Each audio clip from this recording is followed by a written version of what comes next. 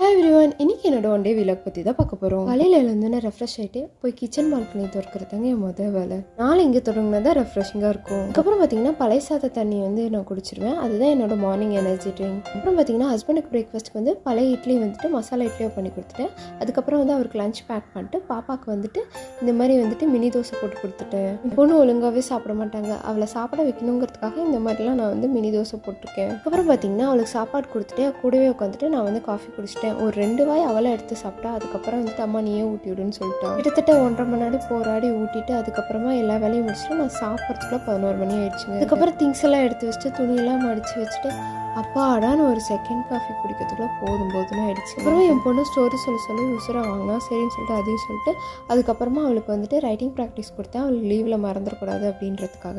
அப்புறம் பார்த்தீங்கன்னா அவளை மத்தியானம் சாப்பிட வச்சு தூங்க வச்சுட்டு ஈவினிங் ஹஸ்பண்ட் ஒரு டீ குடிச்சிட்டு நைட்டு சிம்பிளாக தோசை அண்ட் தக்காளி தொக்கோட முடிச்சிட்டோம்.